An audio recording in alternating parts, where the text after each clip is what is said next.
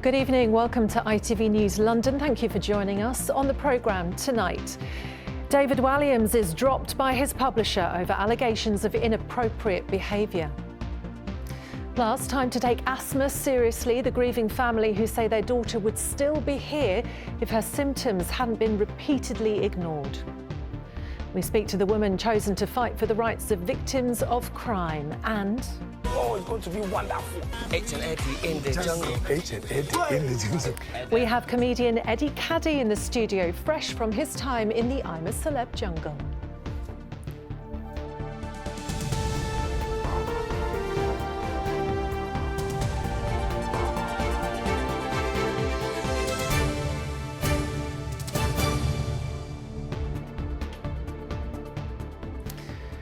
Good evening. The broadcaster and author David Walliams has been dropped by his publisher HarperCollins over allegations of inappropriate behaviour towards women.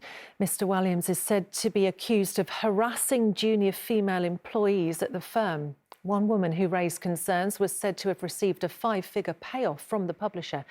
Sharon Thomas joins me now. And Sharon, what more do we know?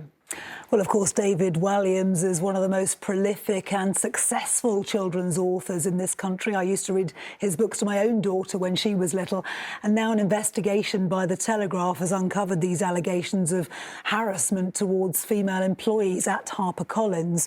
So, since becoming an author, the 54-year-old who was born in Wimbledon and grew up in Banstead in Surrey, he's written more than 40 books and short story collections. He's sold more than 60 million copies worldwide. In fact, in 2019, it was estimated that he and his publisher had sold more than £100 million worth of books. He was responsible for nearly half of HarperCollins' children's sales back in 2018, although he has been criticised for using some stereotyping in some of his books. His books have been used very widely in schools, of course, and translated into 55 different languages. So this investigation into his alleged behaviour has been going on since last year. It's understood that Mr Walliams was not aware of that investigation as it was unfolding, but is now aware of its conclusions. One woman, as you mentioned earlier, has apparently received a five-figure payout and has since left HarperCollins. Now, Mr Walliams, of course, was already a star when he became a children's author. He rose to fame in the very popular comedy Little Britain more than 20 years ago now. Later, of course, he appeared as a judge on Britain's Got Talent for many years, but left after allegations that he made obscene comments about contestants. So a spokesperson in the last couple of hours for HarperCollins has issued a statement saying that after careful consideration, we've decided not to publish any new titles by David Walliams. We take employee well-being extremely seriously. Now, ITV London has, of course, tonight approached Mr Walliams' agent for comment. We haven't yet heard back, so we are still to hear his side of the story. OK, Sharon, for now, thank you. Next tonight, the family of a 13-year-old girl from Brent who died from an asthma attack have spoken to ITV News London today about what they call the fragmented healthcare she received, which they believe led to her death. Emily Albino went to hospital 10 times with shortness of breath and fever. Her mother says her symptoms were constantly dismissed. A year on from Emily's death, they want to raise awareness around the condition so other families don't suffer like they have. Carolyn Sim reports. Oi, vó, benção. Obrigado o que você fazia. This was Emily Albino sending a message to her Brazilian grandmother. It was recorded on her 13th birthday, which would be her last. Obrigado por falar no meu aniversário. In December last year, Emily had a cardiac arrest caused by asthma. Her family believed her asthma had got worse in the months before her death. But despite 10 visits to hospital, their concerns were repeatedly dismissed. All the time, they say, your daughter is perfect, fine. That's why, for me, they have to understand all this, every children is a serious, they understand, they can't just, the way they treat, like when they make appointment, they say, no, they can even look at her and they say, she's fine. A doctor told my mum that she was over-exaggerating, that she was just being crazy and that it was just, Emily's fine. So, and clearly you can tell that she was not fine. Emily was seen at Northwick Park Hospital, but never by a specialist, despite her GP saying she needed a referral. A review of Emily's care here showed her treatment was appropriate. But the NHS Trust admitted we could have provided better coordinated care across different healthcare teams.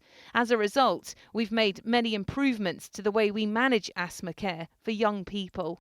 It appears that they were dealing with each attendance in isolation and not seeing the bigger picture and recognising that Emily needed coordinated care, she needed a long-term care plan, and she needed to be seen by a specialist. The charity Asthma Plus Lung UK told us treatment in the UK is among the worst in Europe. 2/3 of people with asthma are not getting the three basics of care, which are that they have a written self-management plan, they get an annual review, and they get their inhaler technique checked to make sure they're actually getting the best out of their medication. Emily's mum is speaking out about what happened to help bring about change. My daughter, she's never gonna back to me, but I need aware the people, we need is a child. I need a safe lives. I need a safe, I need to tell how serious the asthma is. Not joking. It's really serious. They hope an inquest into Emily's death next year will give the family the answers they so desperately need. Carolyn Sim, ITV News, Brent. A driver who killed a young man and injured several others in a drunken rage has been found guilty of murder. 31-year-old Anthony Gilhenny drove on the wrong side of the road, ploughed into a number of people and mounted the pavement on Shaftesbury Avenue in central London on Christmas Day last year. He's due to be sentenced in January. A man's been charged with murder after a woman was found dead at a property in Southwark. Police attended an address in Rodney Road on Sunday following concerns for the welfare of a woman. The woman in her 50s has been named as Julie Wilson. James Flanagan has been charged with her murder. The new leader of Catholics in England and Wales has been appointed by the Pope. Bishop Richard Moth becomes the 12th Archbishop of Westminster. He'll replace the retiring Cardinal Vincent Nichols, who held the role for 16 years. Now, it is, of course, the last Friday before Christmas, and for many that means turning on those out-of-office emails and making their way home for the big festive getaway. This year, traffic in the run-up to Christmas is expected to peak today, with more than 24 million cars on the UK's roads. Graham Stothard is overlooking the M25 near Heathrow. Graham, how's it looking? Well, not very good at all, to be honest, Jasmine. I mean, while we've been here, the traffic has been crawling, and actually now, really, as you can see, well, it's pretty much come to a standstill. I mean, the M25 at any time of year, let's face it, is a bit of a gamble, particularly so around Christmas time. And the AA think this stretch of the motorway is going to be one of the busiest roads across the whole of the UK in terms of trying to drive on tonight, just because of the queues. They think it's going to be particularly bad around Bluewater as well. They think 24 million road users will be out and about throughout today. It is a particularly busy day to use the roads. I mean, it's a busy time of year, actually, for the UK infrastructure as a whole, and getting in and out of London can be difficult. I mean, looking ahead towards Christmas Day, New Year's Eve, there's going to be difficulties on the rail networks. Part of the West Coast main line are going to be closed, which means services will be affected in and out of Euston. Waterloo will be closed for periods of time, as will London, Liverpool Street. And I don't know if you just heard that plane go overhead, but we're right next to Heathrow. And the Civil Aviation Authority have warned that it's going to be really busy in terms of air traffic as well. Heathrow alone estimated to see 7 million passengers going through its terminals. Look, it is a busy time of year to travel, particularly so on the roads today. So the message really, if you haven't left already, you should probably start thinking about it, or maybe don't bother. Oh, Graham, OK, from a very busy-looking M25, thank you very much. Now, you may remember that earlier this year, ITV News London made a special programme looking at violence against women. In that programme, we spoke to Andrea Simon, director of the End Violence Against Women Coalition. Well, today it's been announced that Andrea will be stepping into the role of Victims Commissioner for London, and I'm very pleased to say that she joins me now. Andrea, welcome and congratulations on your new role. We know that you've campaigned for years on this, and you're very vocal about the reality of the situation for victims. When you take on this role, what do you think you're going to be faced with? I guess what I'm asking for is an assessment of where we are at in London. So I'm really keen to make sure that victims' experiences in London inform my response to some of the government's plans. They plan some radical reforms in some bills that will be coming into Parliament around courts and trials and juries, as well as looking at sentencing and police reform as well. So I want to make sure that the voices of victims in London are represented and that the government are listening to what Londoners need. But I also want to make sure that justice agencies right now are operating as well as they can do in the challenging circumstances with all of the capacity and systems issues they face. Do you think that that's happening at the moment? Unfortunately not. We do see very long delays for victims' cases. So for victims of serious offences like rape, sometimes serious assaults, you see very long waits, sometimes in the investigations, but also waiting for trial dates. So that has a horrible effect on a victim's confidence to stay engaged in the criminal justice system. So many of them pull away and don't support their cases. And we need to see an end to that. What are your top priorities? What are, day one in the job, what's the most important thing that you want to start working on? Of course, it will be listening to Londoners, hearing their experiences and using that in my work.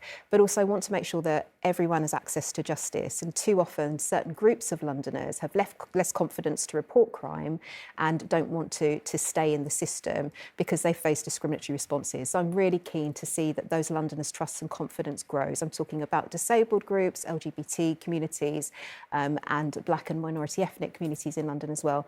They deserve to have equal access to justice and to be satisfied with the service they receive. You're really seeing that, are you, that there are certain groups that are just not getting the same access to justice? Yes, and also just don't have the same confidence and trust levels. And that's unfair because if they do report crime and they don't want to do that again, they can be completely unprotected, and we need to see an increase in trust and confidence in general. I suppose one thing then feeds into another, doesn't it? If that one thing happens, then the trust goes and then people stop reporting. Yesterday, the government published a strategy to try to stop violence against women and girls, and it really focused on tackling harmful behaviour in boys. It's had an interesting response. I mean, the Conservatives have said that boys are being unfairly targeted. What's your feeling about this? So I think the strategy is the opportunity to be truly cross-government and to look at not just our criminal justice response, but also what we're doing in education. It's really vital to prevent as much harm as possible before we respond to it. And that means talking to all young people in schools, boys as well as girls, about healthy relationships and how to treat each other with respect. And I think it's entirely a good thing that there's so much focus in this violence against women and girls strategy on prevention, education and attitudes towards misogyny. OK, well, listen, I know that you start in March, so it'll be really good to catch up with you again and see how it's all progressing. But for now, Andrea Simon, thank you very so much. OK, now a bittersweet return to Great Ormond Street Hospital. Chloe Jolson and Mitch Hoskins from Chertsey lost their daughter Isla in April. She was 5 years old, she had a rare disorder and she spent much of her life on the hospital's wards. Now Isla's parents have returned to those same wards to give back to those who looked after their little girl. Gemma Creeley reports. Isla was incredible. She was brave, she was resilient, absolutely beautiful, and also so unintentionally hilarious. She lived life her way. Isla battled a rare immunodeficiency disorder, spending much of her young life at Great Ormond Street Hospital. It's heartbreaking to know that your child is so sick that they can't come home on a day like Christmas. But thanks to the staff, it was a beautiful day. You know, she knew no different. She was spoiled with presents. She had fun. We had all of our family here. They were so accommodating.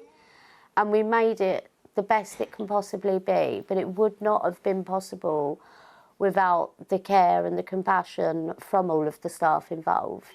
Isla was just 5 when she passed away in April. Her parents, Chloe and Mitch, have raised £7,000 to fund gift boxes for children, parents and staff at the hospital. We chose this Christmas campaign because we know how special Isla was to everyone here at Gosh. Here you are. As were they to us. And we want her name to be remembered. To lose a child a few months ago and to still care enough to want to give back to the unit and to care for the other families that are going through this incredibly difficult procedure, I think that's a real testament to what extraordinary individuals they are. During her time in hospital, Isla had 2 bone marrow transplants and was supported by the teams caring for her. A hospital isn't just a place where you come to suffer. There is so much love too. Isla spent a really long time here. My son also had the 2 bone marrow transplants on this unit, and every single member of staff that we have come across was outstanding in the care they gave the children, but it wasn't just about the child, like they were there to support you as a family. Chloe and Mitch want Isla's name to live on through the help and care they've given to others. Gemma Creeley, ITV News, Great Ormond Street Hospital. Still to come on the programme. We'll be speaking to comedian Eddie Kadi off the back of his return from the celebrity jungle, and Christ the Saviour is born. We'll be hearing from the Mosaic Ensemble Choir as they sing us into Christmas.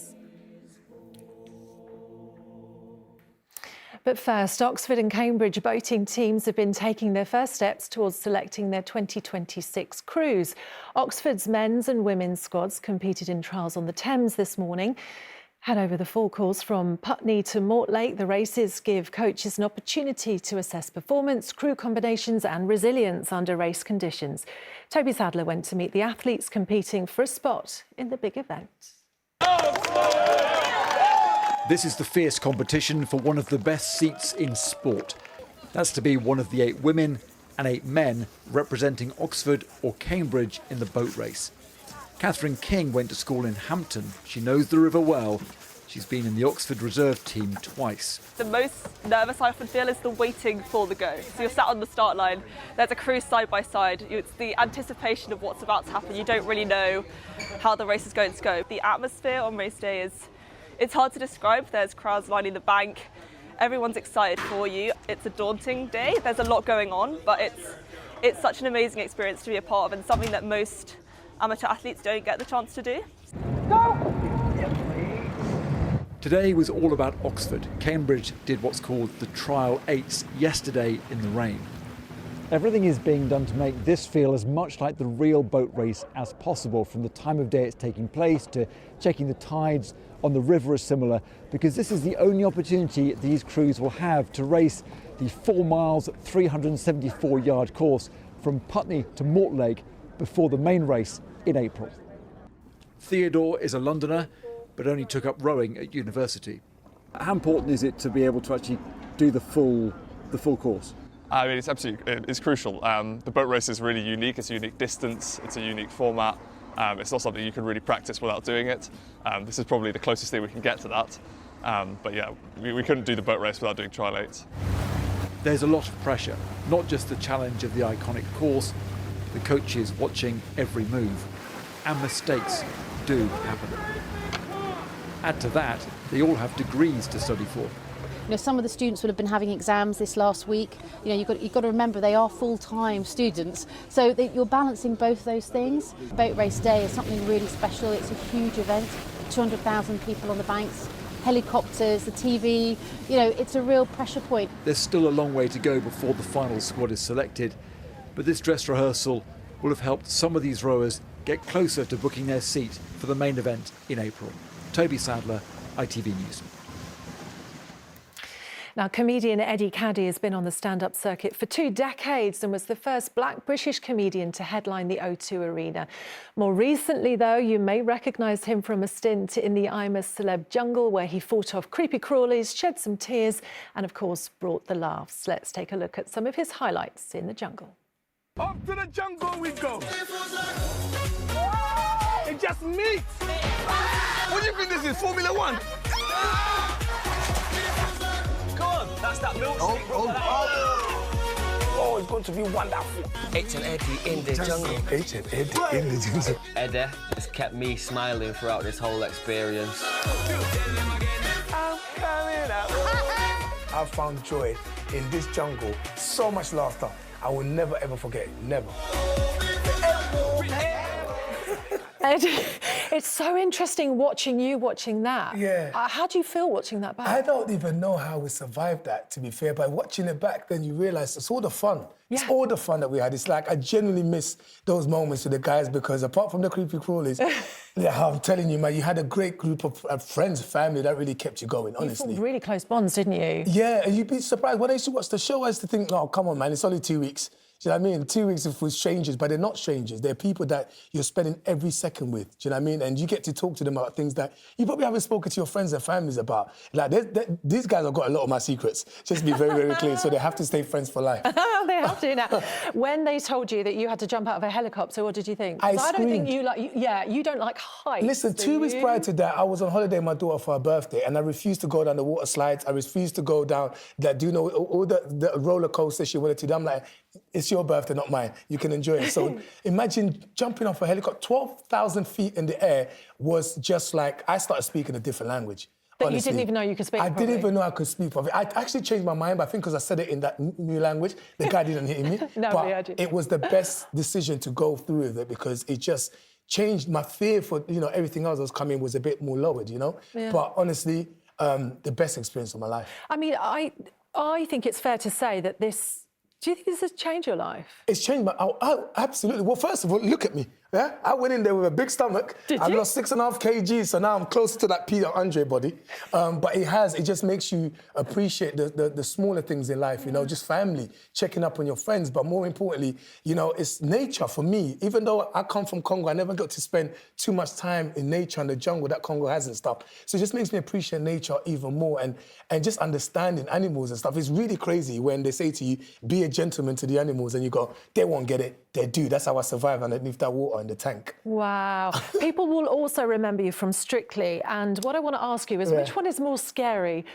Dancing on Strictly or going into the jungle? Well, dealing with a Latina from New York is a little bit scary in Karen, but she ended up being the cutest person in the world. No, definitely I'm a celeb. Jumping off a helicopter, dealing with creepy crawlers, especially those cockroaches, having to drink cockroach juice as well, and then deal with crocodiles and snakes and, and frogs and all that. It's a little bit scary. And then having to only eat a cup of rice and a cup of beans, and then the list goes on. Do you know what I mean? Yes. It's a little bit scary. And then when Ruby Wax becomes team leader, it's the scariest thing in the world. We haven't got masses of time left, but you've had quite the year because you've been on tour as well, haven't you? And it went so well that you've added on more dates. You've got some London dates next year. Yes, we've added on more dates. Let Me Land tour was incredible, 2025. But we're extending it. We're taking the first date back to London at Bloomsbury Theatre. That's on the 8th of May. But hopefully we'll be adding a lot more dates as well. So energetic watching you. The style is so energetic. Yeah, man. Absolutely. It's all about just relating with people and lifting people up. And I guess that's also what we all did for each other in the jungle, Lovely. We're out of time, but I guess you're going to be looking forward to a very nice Christmas. I am looking forward to a lovely Christmas. And I also want to say to everyone to join us on Man Like You, the podcast. Yes. I have Mo Gilligan and Baba Tunde. It's a special thing. It's just 3 of us just having a laugh, the way we do off camera. It's lovely. It is. Eddie, so nice to speak to you. It's a pleasure. Thank you for having me. OK, let's see how the weather's going. Here's Holly. We have to hit that buffer. Wet by the coast. They're all screaming, going. With a high chance of sun and splashing. TUI sponsors ITV London weekend weather. Hello, good evening. A very different day compared to yesterday when we had all of that persistent rain. Today, in complete contrast, blue skies overhead and really quite a nice day for the time of year. But of course, blue skies by day translate to clear skies by night, and with the breeze dropping lighter as well, it's going to allow our temperatures to start falling away and also some mist and fog to form. You could see a few showers just feeding up from the south, but they're very hit and miss in nature, mostly a dry night. We could see a patchy frost out in the countryside, for example, And yes, some of us starting the day with some mist and fog. Many of us start bright. That mist and fog could be a bit stubborn and slow to clear, but eventually it will do so. And then the detail for tomorrow has been chopping and changing a little bit. Some of our models want to bring in some cloud, a few showers. Other models are a little bit brighter. So yes, I couldn't rule out a few showers just pushing through at times, but hopefully a fairly usable day. Hopefully some spells of sunshine. Temperatures maybe a shade lower than today's values and feeling chillier where you do have more cloud perhaps pushing its way in. But yeah, not a bad day, I think, overall. Tomorrow evening and overnight, though, we see more clouds starting to feed its way up, and it's quite low clouds. As you head into Sunday, it could be quite grey, it could be a bit murky for some, and that cloud is thick enough for a touch of rain and drizzle. So I think on Sunday, probably quite grey, a little bit damp on occasion. Then as we head towards Christmas itself, we start to pick up more of an easterly. That's going to draw some chillier air our way and ultimately more wind chill as well. So I think it will feel significantly colder as we head towards Christmas Day itself. Have a good evening. TUI sponsors ITV London weekend weather. Now, in a moment, Lucrezia is here with the evening news. We'll be back throughout Christmas with updates, of course, but as today is our last Friday before Christmas, we thought we'd end with some music. Here is the Mosaic Ensemble singing us out from St John the Baptist Church in West London with a classic carol.